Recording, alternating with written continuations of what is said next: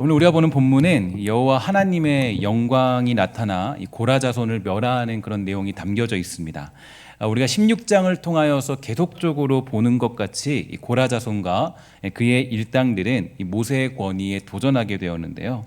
이 모세의 권위에 도전했다는 것은 결국 하나님이 세우신 질서에 도전했다라는 것을 도전했다는 뜻이고, 하나님이 세우신 질서를 무시한 채 자신이 하고 싶은 대로 하고자 하는 욕망이 그들을 지배했다는 것을 의미하고 있는 내용이 담겨져 있죠. 신앙은 여러분 잘 기억하셔야 되는 게 하나님의 뜻, 그분의 계획, 그 질서 앞에 엎드리는 것입니다. 그 뜻이 이해할 수 없을지라도, 도저히 받아들일 수 없는 일이라 할지라도 그 뜻을 받아들이는 것, 이게 바로 우리에게 주신 신앙의 의미가 되는데요. 그런 의미에서 우리는 충성이라는 것이 무엇인가 생각해 볼 수 있죠. 진정한 충성은요, 이 왕에게 군말이 없는 겁니다. 군말이 없는 거고, 왕이 하고자 하는 일에 내가 어떤 생각을 가지고 있든 그 생각을 죽이고 왕의 명령에 따라서 행동하는 것입니다. 그래서 왕이 하고자 하는 일에 복종하고 따르고 그 일에 뜻이 있음을 알고 달려가는 마음, 그 마음이 바로 충성이 되는데요. 그래서 때때로 우리는 살아가는 인생 속에서 이해할 수 없는 많은 일들을 만나게 됩니다. 정말 이것이 하나님의 뜻인지, 정말 이것이 하나님의 길인지 이해할 수 없는 여러 가지 상황들을 만나기도 하는데, 그리고 그 상황에서 우리는 하나님의 뜻이 있다라는 것을 믿고 살아갈 수밖에 없는 거죠. 언젠가 저는요, 그 사실을 깊이 깨달은 적이 있는데, 하나님의 뜻에 엎드리는 것, 하나님의 계획에 엎드리는 것, 그러니까 내가 가기 싫어도, 내가 가고 싶지 않아도 하나님이 그 자리로 인도하시면 가는 것입니다. 그러니까 이게 사실 목회자들이 가장 힘든 거거든요. 목회자들은 이거를 아주 뼈저리게 느끼고 살아가면서 사역을 하면서 하나님이 이제 그렇게 인도하시는 길들이 있어요. 그러면 가야 돼요. 사역자들은 그런 것 같아요. 그래서 사실 그게 저는 믿음이다라고 생각하고 있습니다. 내 계산대로, 내가 하고 싶은 대로 살아가는 것, 그거는 믿음이 아니죠. 하나님을 빌어서 내가 하고 싶은 것을 이루고자 하는 욕망입니다. 조동민 목사님의 기도에 관한 책에 보면, 제가 금요일에도 소개시켜 드렸는데요, 이런 문장이 있죠.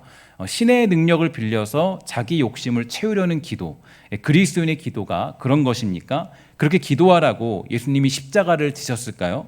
우리는 무엇 때문에 기도하고 누구 때문에 기도하며 어떤 힘과 능력으로 기도해야 하는지를 알아야 합니다. 이렇게 우리에게 정의해주고 있습니다. 그래서 믿음이라는 건, 그래서 여러분, 우리가 믿음 좋은 사람은 하나님께 응답받는다, 이거 아니에요. 그러니까 믿음 좋은 사람은 하나님의 뜻을 받아들이는 겁니다. 내가 믿음이 좋다라고 했을 때, 믿음이 좋은 건 이해할 수 없을지라도 하나님의 뜻을 받아들이는 것, 이게 바로 믿음의 가장 중요한 원리가 되죠. 사실 우리는 그러한 훈련을 매일같이 받고 있습니다. 여러분, 잠을 자고 싶어서 자는 사람이 누가 있겠습니까? 조금이라도 잠을 안 자길 바라죠. 조금이라도 일을 더 하기 원한다거나, 아니면 잠을 안 자고 그냥 조금 더 놀고 싶다거나, 여러 가지 우리가 생각들을 가지고 있어요. 근데 누구든지, 세상 살아가는 사람들 누구든지 잠을 좀 줄이고 좀 더 하루를 풍성하게 살고 싶다라고 생각을 하지만, 이 잠을 안 자게 되면 우리 몸에는 이상이 생기게 됩니다. 잠은 안 자고 싶지만 이렇게 매일 잠이 와요. 잠이 오는 건 어쩔 수 없고, 왜 근데 예배 시간에 잠이 오는 거는 우리가 어떻게 생각하겠죠, 그죠? 예배 시간에 말씀 듣는데 잠이 오는 거는 조금, 이거는 좀 생각을 해봐야 되겠죠, 그죠? 어쨌든 이 잠을 청하게 됩니다. 근데 잠을 청하게 되는데, 이 잠이라는 것도 제가 생각을 해보니까 하나님의 질서예요. 질서죠. 하나님이 세워놓은 질서입니다. 예전에 그래서 이제 프랑스나 이런 데서, 유럽에서 한번 7일, 우리 7일이잖아요. 우리가 일주일이 7일에 대한 것들을 조금 바꾸려고 시도한 적이 있었는데, 그러니까 모든 패턴이 다 깨지더라는 거예요. 그러니까 우리 인간의 7일의 그런 패턴이 깨져버린 거예요. 그러니까 여러 가지 우리 하나님이 세우신 질서들이 있어요. 그 질서들이 무너져 버리면 사람은 살아갈 수 없습니다. 그러니까 이게 우리가 하나님이 이 질서들, 기본적인 질서는 하나님이 세워가는 거예요. 세워가시는 거고, 거기에는 복종할 수밖에 없는 거고, 우리가 따르는 거죠. 그래서 하나님은 언제나 그러한 질서로 우리들을 인도하십니다. 세상 일도 마찬가지죠. 세상의 모든 일들도 내 뜻대로 내가 하고 싶은 것이 아니라 하나님의 뜻이 있고 그분의 섭리와 계획이 있고 인도하심이 있습니다. 그리고 우리는 그 뜻에 순종하고 따라가야 돼요. 왜냐하면 그 길이 하나님이 이루시고자 하시는 뜻이 되기 때문입니다. 아까도 잠시 말씀드렸지만 신학교를 다니면서 이 목회자가 된 많은 사람들은 이러한 경험들을 아주 깊이 하게 돼요. 특히 저 같은 경우는 더 그랬습니다. 제가 워낙 성격이 그렇게 좋지 않고 또 이렇게 뛰어난 거룩한 생활을 살지 않았던 사람이었기 때문에 신학하고는 저하고 굉장히 거리가 멀었거든요. 근데 저는 정말 신기하게도 저도 모르게 대학 원서를 쓰는데 신학교를 썼어요. 저는 정말 제가 왜 썼는지도 모르겠어요. 지금까지 못 썼는지 모르겠는데 저도 모르게 신학교 원서를 썼고 저도 모르게 그냥 와보니까 그냥 신학대학교에 있는 거예요. 진짜 돌아보면 제가 왜 여기 왔는지 저는 정말 그래서 저랑 함께 그 신학교에 들어갔던 동기가 있거든요. 근데 그 동기가 저랑 고등학교 같은 출신입니다.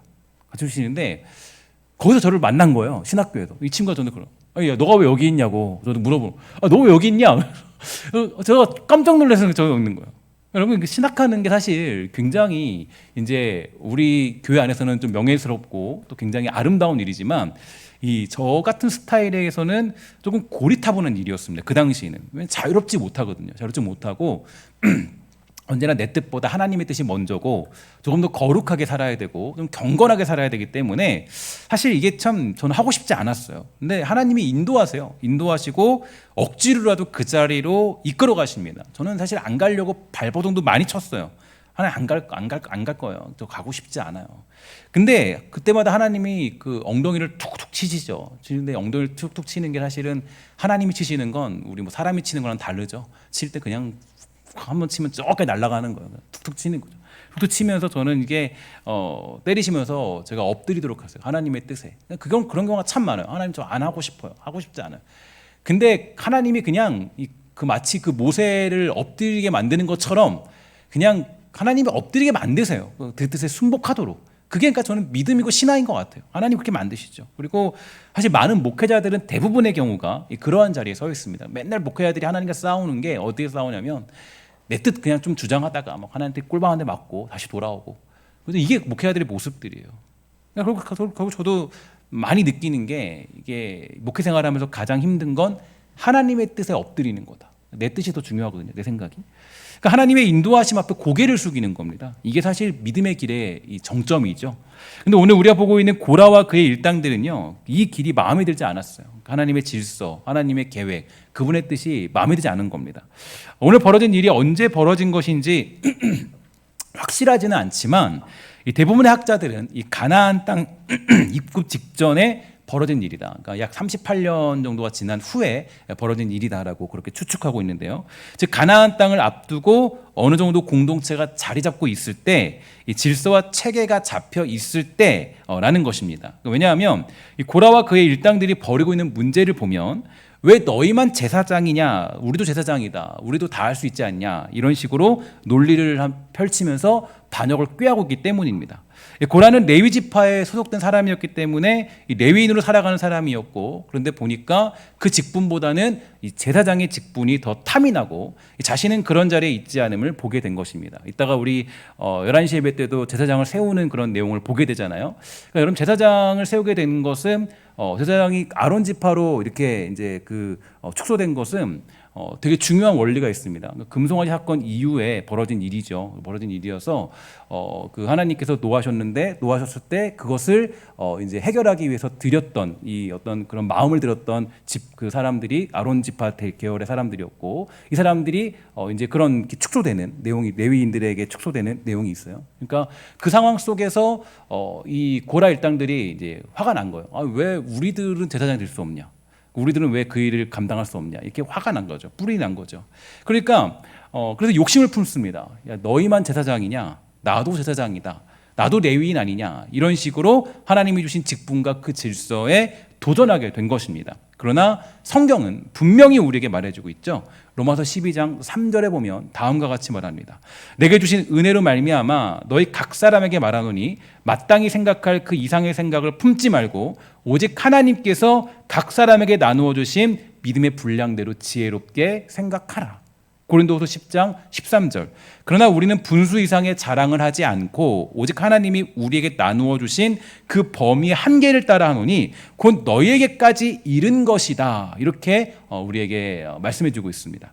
그러니까 하나님이 이끌어가시는 질서와 방법이 있다라는 거죠. 그러니까 모든 면에서 교회도 마찬가지고 공동체나 세상이나 모든 것들 속에서 하나님의 뜻과 계획이 더 중요하고 그분의 섭리가 더 중요하다라는 것을 알 수 있습니다. 그러니까 여기는 이 질서라는 건, 그러니까 질서 여러분 오해하시면 안 돼요. 질서를 계급으로 생각하면 안 돼요. 계급이 아닙니다. 누가 더 뛰어나고 잘남도 아니에요. 이건 하나님의 방법이에요. 방법. 여기에 우리가 문제 삼을 것이 없어요. 왜냐? 하나님이 하시는 방법이기 때문에. 하나님의 뜻을 누가 알겠습니까? 그러니까 언제나 어떤 질서가 있다면 그 질서와 계획 속에서 우리가 해야 될 것은 하나님을 향한 충성이에요. 그러니까 엎드리는 거죠. 하나님의 일하심 앞에 살아가는 것입니다. 그럼 우리는 감리교입니까? 장로교입니까? 이거 여러분 틀리시면 안 되죠. 우리는 장로교입니다. 장로교예요. 우리는 장로주의를 표방해요. 장로주의는 교회의 장로를 위시하여서 그 결정을 존중하고 그 일을 따르고자 하는 믿음의 고백이 담겨 있습니다. 당연히 이것은 이 계급의 차이가 아니라 이 질서적인 문제이죠. 이 잘남과 못남의 차이는 더더욱 아닙니다. 이 교회가 이 장로들의 의견을 존중하고 따르는 것은 하나님의 뜻이 거기에 있습니다라는 그런 고백으로 따르는 겁니다. 그러니까 때로는 제 마음에 들지 않아도, 내 생각과 맞지 않아도 하나님의 뜻이 거기에 있음을 믿고 따르는 것. 그리고 이것이 초대교회와 종교개혁자들과 우리 믿음의 선배들이 따르는 성경적인 진리라고 우리는 믿고 그렇게 결정하게 되는 겁니다. 이유는 간단해요. 우리는 하나님의 뜻이 어디에 있는지를 다 알 수 없기 때문이에요. 그러니까 우리의 합리적인 생각. 그러니까 내가 여러분 좀 똑똑할 수 있잖아요. 그러면 내가 봤을 때 내 계산적인 방법이 있잖아요. 그러니까 예를 들어서 1 더하기 1은 내가 아는 지식은 2야 라는 법칙이 있지 않습니까? 근데 하나님은 달라요. 제가 늘 예를 드는 게 뭐냐면 우리는 1 더하기 1은 2라고 생각하잖아요. 근데 하나님은 달라요. 1 더하기 1에서 100을 만들 수 있는 분이 하나님이신. 그러니까 우리는 하나님의 뜻이 뭔지 몰라요. 이 답이 어떤 건지. 그러니까 우리는 그것이 하나님의 뜻입니다라고 생각하고 그 뜻을 믿고 따르는 겁니다. 그래서 우리는 하나님의 뜻을 따르죠. 부족한 일도, 문제 있는 일도, 내 마음에 들지 않은 일도 하나님의 뜻을 따르는 게 믿음의 가장 큰 본질이 되더라는 거예요. 그러나 고라와 그의 일당들은 하나님의 뜻과 그분이 세우신 질서를 받아들일 수 없었습니다. 하나님의 섭리와 계획이 무엇인가? 그분의 질서는 자기에게 별로 중요하지 않았어요. 그저 자기 위치, 자기 생각, 자기 마음이 더 중요했죠. 야, 내 생각이 이게 더 맞는데?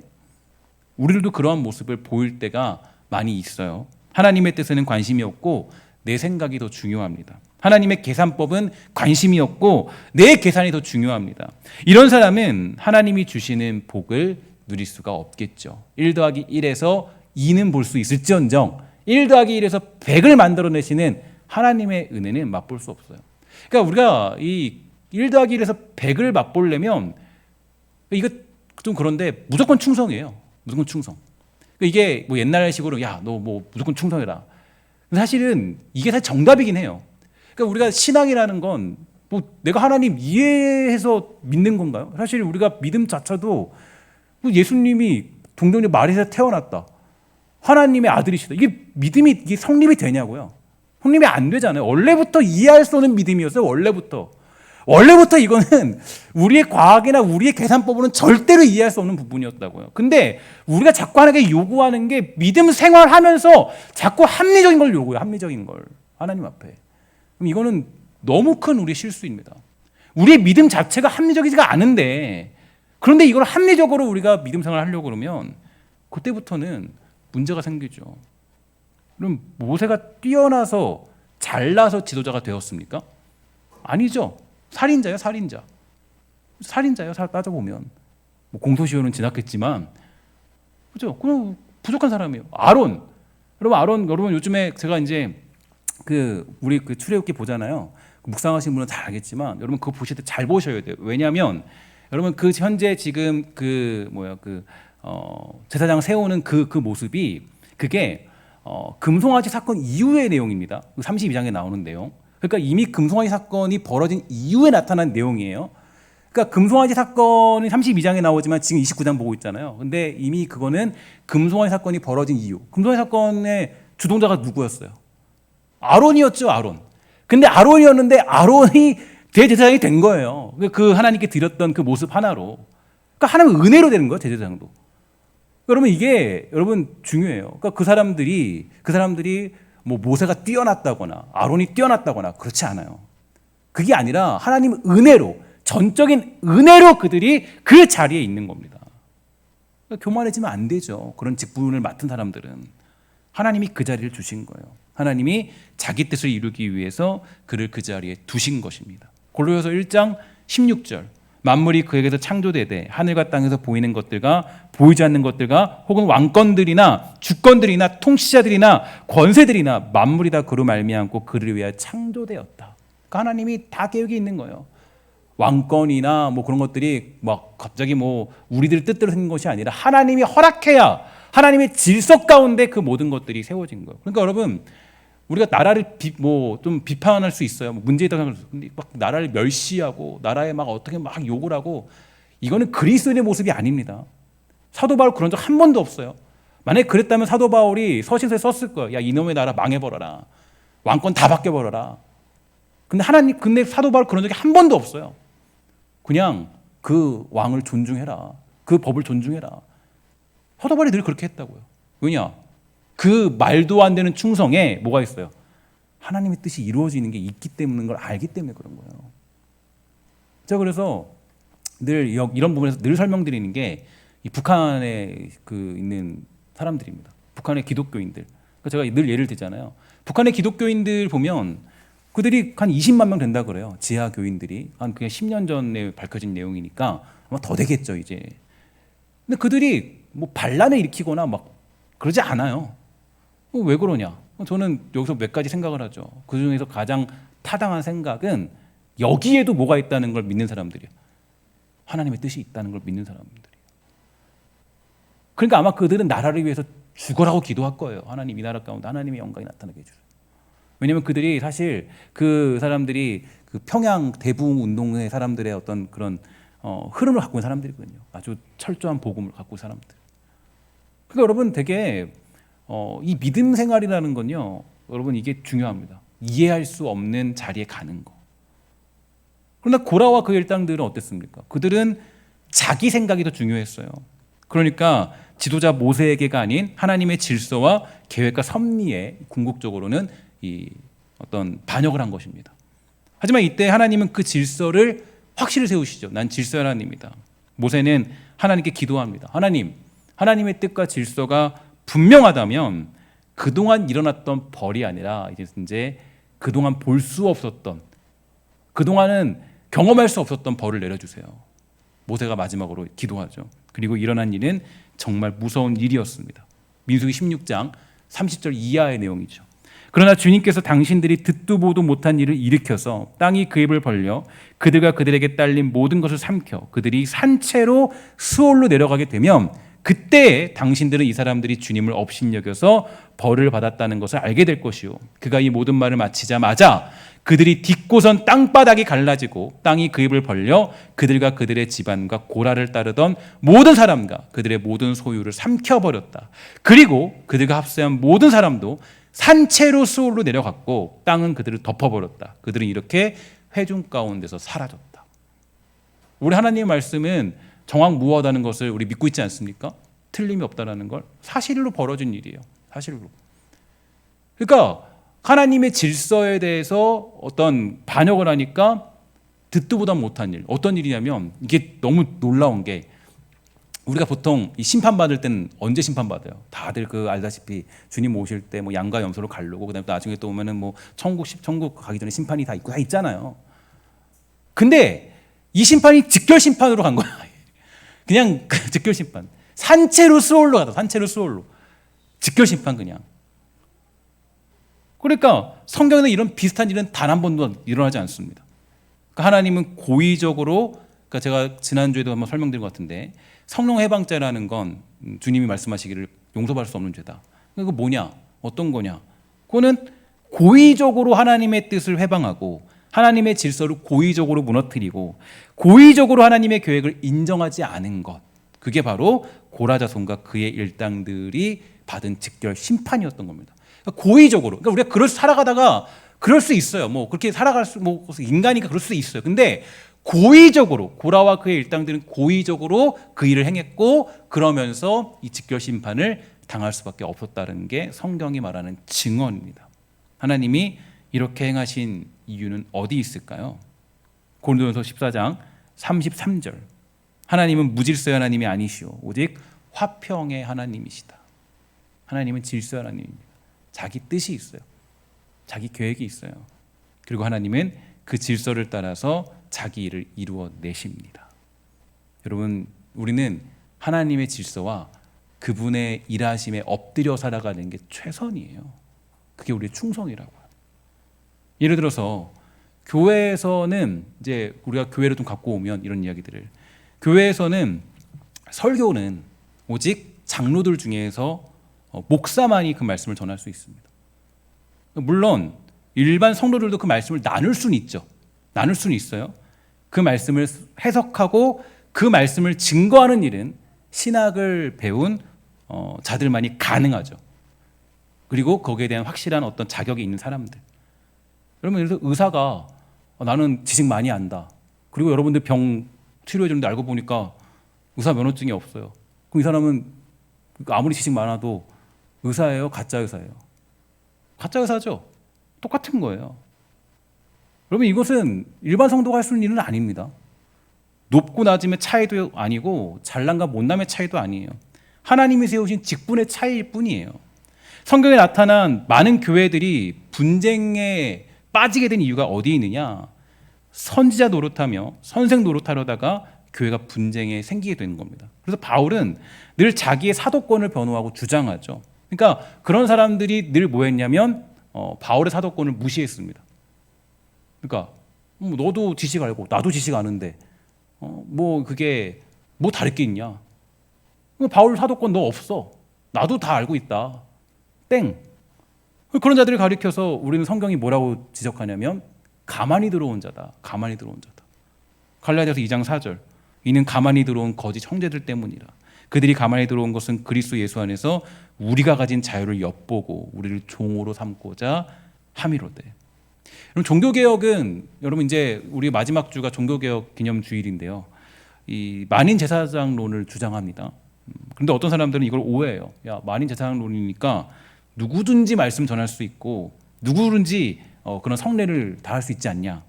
그러나 이 만인 제사장론은 말씀을 읽고 묵상하고 가까이 할 수 있는 그런 권리를 포함하여서 이야기하는 것이지 누구든지 모두가 다 똑같다라는 얘기를 하는 건 아닙니다. 만약 그렇다면 루터와 칼빈은 목사라는 직분을 인정도 하지 않았을 뿐 아니라 그러한 질서에 대해서 언급하지도 않았을 거예요.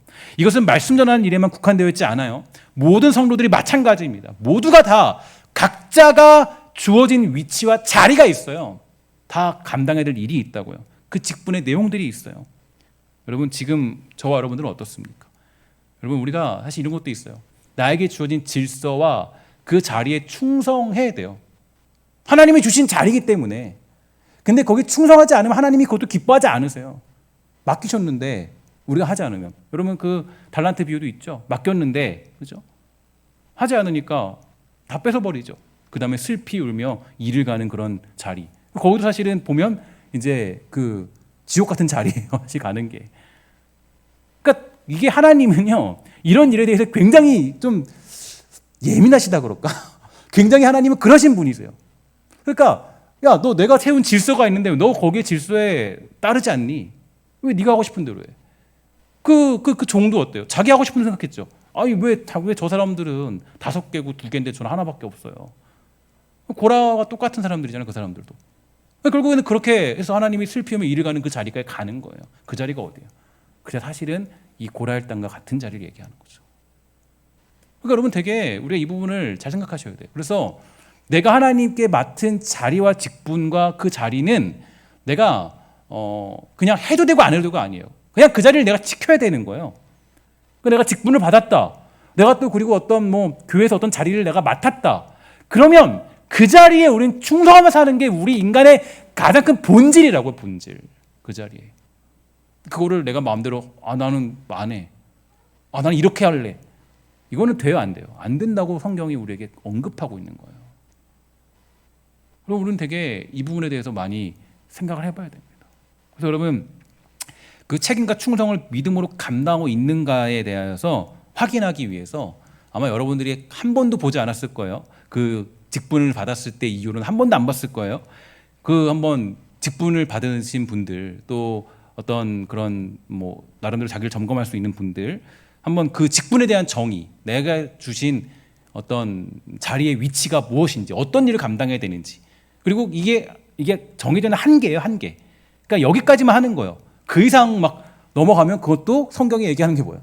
그 분수를 알아라. 그 분수가 뭐 이거 아니라 그 너희들 한계를 알아라. 그죠? 너희들 한계. 거기서 하나님의 영광이 받는 거다.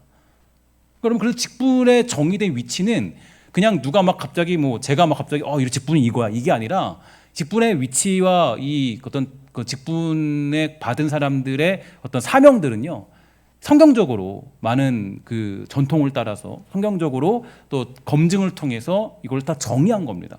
그러니까 그냥 막 누가 쓴 게 아니에요. 이렇게 해야 돼 이게 아니에요. 마치 그 모세도 하나님이 다 알려주신 것처럼. 그럼 한번 보도록 할게요. 한번 점검하는 의미에서 보도록 할게요. 자, 목사. 저 목사죠. 일부러 제가 먼저 썼어요. 저에 대해서. 여러분 그래서 이걸 보시면서 그러니까 여러분들이 저에 대해서 불만을 가질 때는 이 부분을 가지고 불만을 가져야 돼요. 제가 이 부분을 충성하지 못하면. 아시겠죠? 그러니까 지금 목사에 대한 정의에 대해서 목사님 여기에 좀 노력하셔야 될 것 같아요. 여기에 좀 힘을 내셔야 될 것 같아요.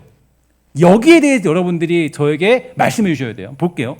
목사는 노예의 안수로 임직을 받아서 그리스도의 복음을 전파하며 성례를 거행하고 교회를 치리하는 자로서 성경에 나타난 각양의 임무에 따라 다음과 같이 호칭한다. 좀 목사는 좀 많아요. 힘들어요. 목사는 좀 많아요. 좀 그래서 6개까지 있는데 볼게요.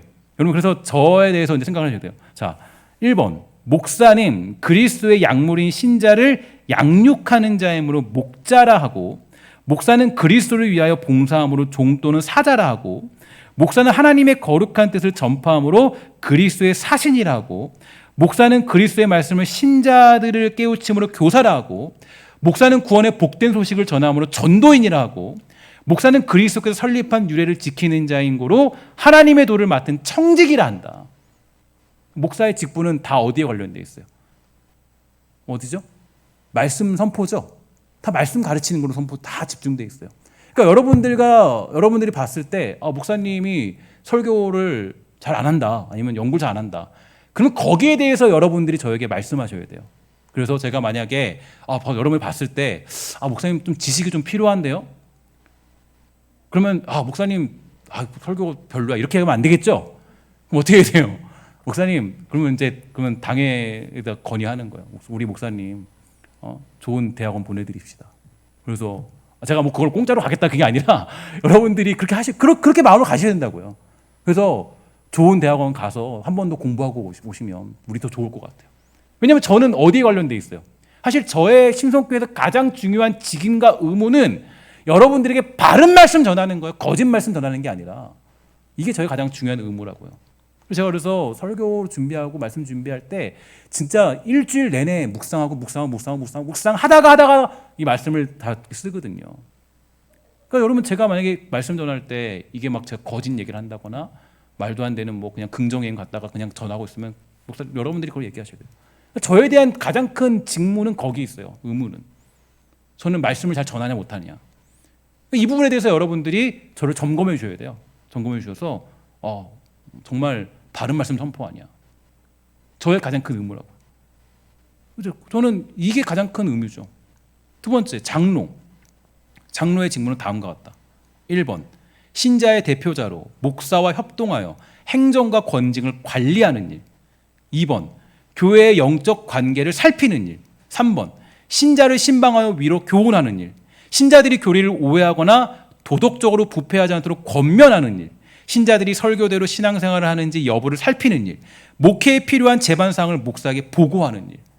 이게 우리에게 주어진 장로의 가장 큰 권위이자 가장 큰 직분의 그런 책임이라고요. 그러니까 여러분 장로님들에게 여러분들이 어떤 뭐 이야기를 하실 때 장로님 왜 그냥 뭐 아무나 갖다 대면서 장로님 왜 이게 안 돼요? 이게 아니라 그게 아니라 이 6번째 항목을 가지고 6가지 항목을 가지고 여기서 만약에 충실하지 않으면 여기에 대해서 여러분들이 얘기를 하셔야 돼요. 아니 장로님 여기 보니까 이렇게 되어 있는데 이렇게 하셔야죠. 여기에 대해서 여러분들이 그러니까 대부분이 장로의 직무는 어디 있어요? 양육에 있죠. 양육. 그리고 신방 도와주는 거, 사람들 살펴보는 거, 돌보는 일. 여기에 있다고 여기에. 여러분 보면은 우리가 그래서 많은 경우가 교회를 볼 때 담임 목회자와 목사를 마치 뭐 CEO, 무슨 뭐 주주총회 이런 식으로 하는 거 절대 아니에요. 여기 여러분 그렇게 생각하시면 안 돼요. 다 여기에 그 의무가 있다고, 의무가. 우리 그다음에 집사. 집사 여기서 말하는 거는 사실 서리 집사 개념이 아니라 안수 집사인데, 한국에서 이 서리 집사와 안수 집사의 개념이 갈라지긴 했지만 그래도 비슷한 의무를 담고 있습니다. 뭐라 그래요? 집사는 교회의 택함을 받아 재직회 회원이 되고 당의 지도 아래 교회에 봉사하고 헌금을 수납 지출하며 구제에 관한 일을 한다. 그러니까 여러분 보세요. 집사는 교회 봉사하고로 돼 있어요. 근데 교회 봉사하고자 돼 있는데 근데 막 집사가 막 행정 이건 안 되는 거예요. 어디 있냐면 봉사하고, 봉사에 가장 주력이 있다고. 봉사하고, 그리고 헌금을 수납 지출하며 구제에 관한 일을 하는 거다. 그게 집사의 의무라고요.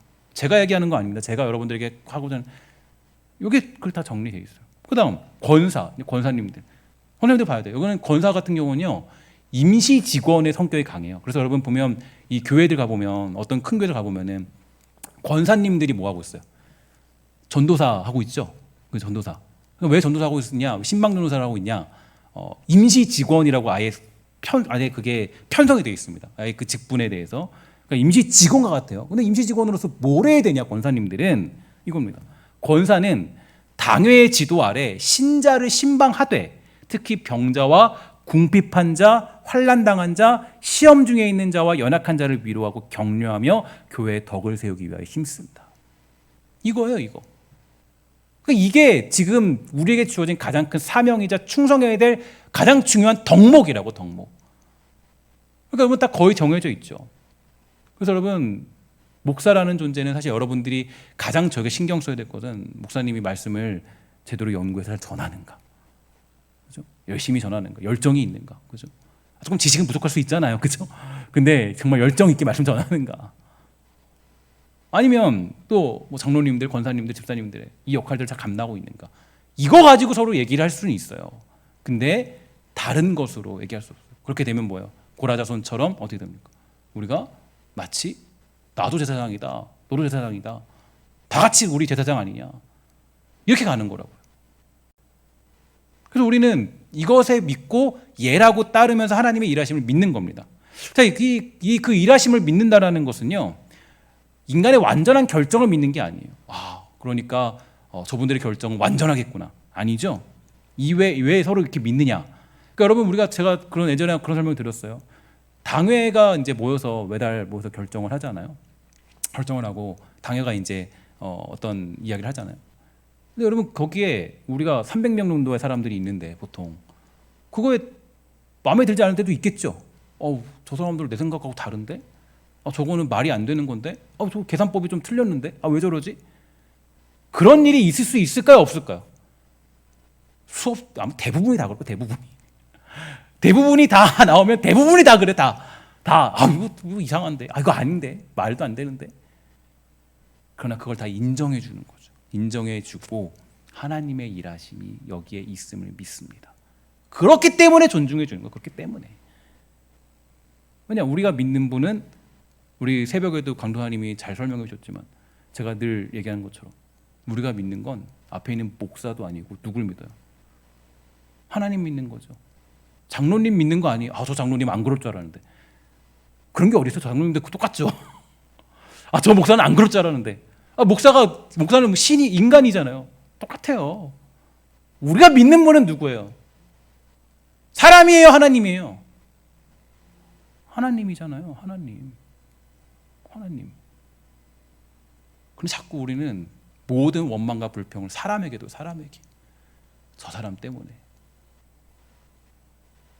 그래서 우리는 인간의 연약함을 먼저 봐야 돼요. 그래서 언제나 이 종교개혁의 논리는 중요합니다. 인간의 전적 부패. 인간을 믿을 수 없어요. 보세요. 아론, 이따가 9시 예배 때 말씀, 11시 예배 때 말씀, 아론, 모세, 다 그 사람들 그 금송아지 생각했다가 바로 그냥 말도 안 되는 사람이에요. 하나님의 질서에 순복하며 살아가는. 그러니까 평생의 훈련은 그 훈련이에요. 저는 예전에 믿음이라는 게 마지막으로 이제 뭐 여러 가지 얘기들이 있는데 여기까지만 해야 될 것 같아요. 시간상.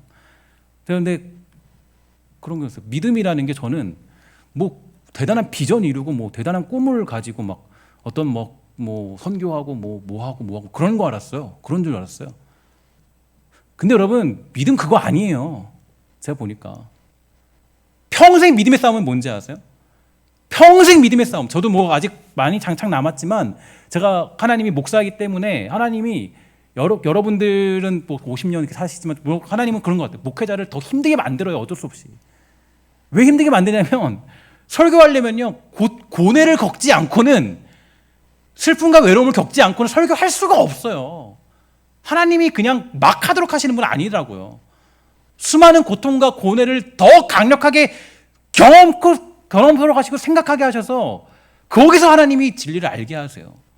근데 제가 느끼는 게 있더라고요. 한 약 10년 동안 믿음 생활하면서요 느꼈던 게 뭐냐, 야 하나님의 뜻은 하나님이 이루시고자 하는 건 그거 아니구나. 평생 내 싸움, 야 내가 꿈 이뤘냐 안 그렸냐, 내가 뭐 어떤 거 자리 얻었냐 안 얻냐, 이 싸움이 아니라 하나님이 이루시는 싸움은 내가 지금 하나님의 뜻에 순복하느냐 엎드리느냐, 하나님의 뜻에 내가 지금 엎드려 있느냐, 이 싸움이더라고. 이 싸움. 마지막으로 야곱 얘기하면 야곱, 그렇죠. 야곱도 버티고 버텼어. 하나님께 버텼어요 막. 그러면 그 나중에 보면 야곱이 씨름하잖아요 하나님과. 이 씨름했다는 걸 여러분 오해하시면 안 됩니다. 씨름이 막 하나님께서 이겼다, 막 기도해서 이겼다, 그거 아니에요. 씨름했다라는 건 어떤 의미냐면 하나님께 자기 고집을 꺾지 않았다는 거. 자기 고집을 끝까지 하나님께 고집을 꺾지 않았어요. 야곱이 고집 꺾을 사람이 아니에요. 자기 계획대로, 자기 뜻대로, 자기 생각대로 움직이고 싶은 사람이 야곱이라고요. 근데 야곱이 어떻게 됐어요? 고집 안 꺾으니까 하나님이 어떻게 했어요? 환도뼈를 그냥 부러뜨려 버렸죠. 아니 씨름에 만약에 그 예전처럼 생각했을 때 기도해서 이겼다, 하나님께 이겼다, 근데 하나님이 열받아가지고 그냥 환도뼈 부러뜨렸다, 이거 말이 되냐고요? 안 되죠. 환도뼈 부러뜨리는 이유가 뭐예요? 야 너 왜 말 안 듣는 거야? 내 뜻이 이건데. 그러니까 거기서 환도표를 부러뜨리신 거예요. 하나님을 이겼다, 이 얘기는 하나님이 이겨먹었다 이게 아니라 결국에는 어떤 의미죠? 하나님의 뜻에 순복하게 됐다라는 의미예요. 그게 이스라엘이라고 했을 때 그냥 뭐 하나님이 이겨먹었다 이게 아니라 하나님의 뜻에 순복했습니다, 하나님의 뜻에 따릅니다, 하나님의 결정을 제가 엎드립니다, 이 얘기라고. 이 얘기. 그래서 결국 이 고라 일당들과 이 모습들을 봤을 때 어떤 의미가 담겨 있냐면 다 전부 하나님의 뜻에 순복하는 세상을 살아가라는 거예요. 왜냐? 여러분 나중에 천국 가서는 우리가 뭐 천국 다 가잖아요. 마지막 날 주님 만나잖아요. 그 자리에서는 내 의견은 없어요. 내가 살아가는 게 아니에요. 내가 가진 게 아니에요. 하나님의 뜻에 기뻐하고 하나님의 질서에 즐거워하고 하나님의 영광에 기뻐하고, 이게 우리의 가장 큰 목적이라고. 인간의 가장 큰 목적. 그러니까 이 땅에서 하나님이 여러분들과 저를 만들어가는 과정이 어디 있어요? 여러분들을 어디로 이끌어 가세요? 막 끌고 가시는 거예요. 마치 야곱처럼. 그러니까 우리가 근데 가다가 들어야 안 들어요? 안 듣죠. 하나님 말 안 듣죠. 그러니까 어떻게 돼요? 하나님이 종종 환도표까지는 안 부러뜨려도 엉덩이라도 팍 치면서 하나님 그렇게 이끌어 가시는 거예요. 그러니까 여러분 우리가 이 아론과 그 고라 일당들이 왜 스올에 들어갔는지를 깨닫게 되면 결국 우리가 어떤 길을 가야 되는지는 정확하게 나와 있어요. 그래서 여러분 결국에는 우리의 평생의 싸움은 자기 뜻을 꺾는 겁니다. 내 생각을 꺾는 거예요. 그러니까 여러분 보면 그 에베소서 보면요, 그렇잖아요. 에베소서 보면 그 종과 상전에 대해서 얘기할 때 순복하는 거예요, 서로. 그러니까 여러분 그게 참 쉽지 않아요. 어렵죠. 모든 것에 하나님의 뜻과 질서가 있다. 그래서 그렇게 살아가는 게 우리 인생의 가장 중요한 삶의 믿음이다. 믿음은 그거다. 하나님에 대해서 엎드리는 거다. 믿음. 여러분 우리가 이 믿음 안에 들어갔으면 좋겠어요. 그래서 저는 여러분들과 함께 신앙생활하면서 가장 목표로 하는 건 뭐 이루고 뭐 이뤄내고 뭐 저게 아니라 여러분들이 하나님의 뜻에 엎드리는, 저도 마찬가지죠. 하나님의 뜻에 엎드리는 이거 목표예요. 전 이거 아니면 뭐 목회자가 설 이유도 없죠. 뭐 그냥 내 꿈이라 얘기하고 그냥 뭐 할 수 있다 뭐 이렇게 얘기만 얘기하고 이거는 설교자가 아니죠. 이거는 강연자죠. 강연자 그냥.